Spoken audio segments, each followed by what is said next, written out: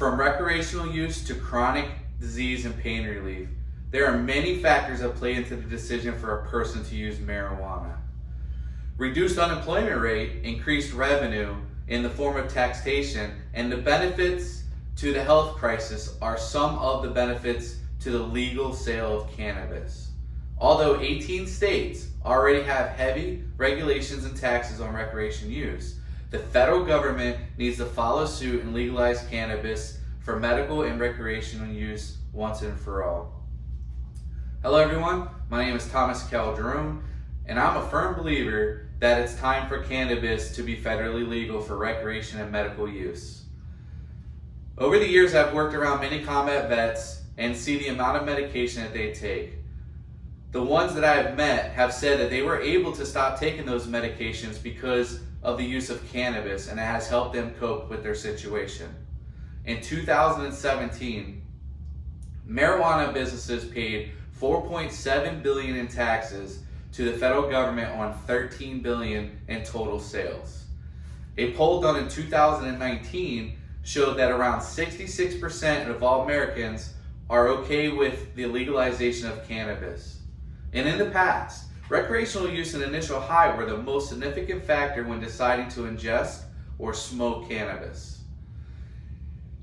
Recent research and further genetic modifications to the plant have suggested that it is available for many chronic illnesses. Countless medical concerns, including but not limited to epilepsy, PTSD, Parkinson's disease, anxiety, and chronic pain, are a few of the mainstream medical ailments being treated with cannabis. And one of the driving factors of the rising healthcare costs is the monopoly that Big Pharma has on certain drugs.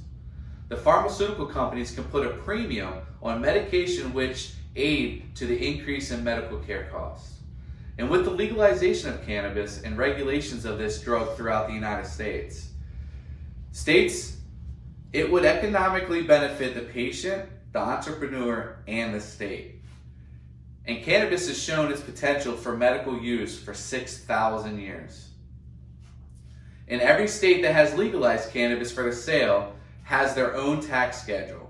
Most states can collect both a sales tax and an excise tax. And much like that that's imposed on tobacco and alcohol. Cannabis industry is growing rapidly, which means that the government can tax the sale of cannabis and raise substantial revenue. Washington State was one of the first states to legalize the sale of cannabis recreationally, and they collected $150 million in taxes just in their first year alone.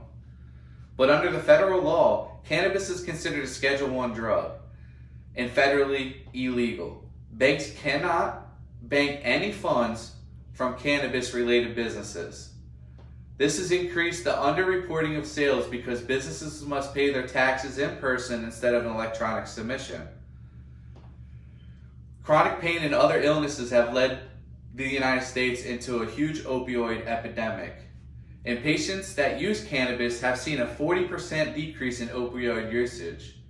Pain management was the #1 predictor for the use of medical marijuana. Legalization of cannabis in the United States has its benefits and should be taken into consideration when enacting laws to make recreation and medical use federally legal. For sure. Increased tax revenue alone could fix ailing problems within the national debt and within the state's borders. Restrictions for growing, purchasing, and selling are crucial to a successful cannabis economy. But it is important to set age limits, enacting education across all ages, and ensuring the legal market is competitive. The opioid crisis can also be decreased and help lessen the healthcare costs associated with the epidemic. Lastly, there must be further research on the use of these taxes and where they can be utilized when brought in through this mechanism. I hope you enjoyed the presentation and look forward to you attending in the future. Thank you.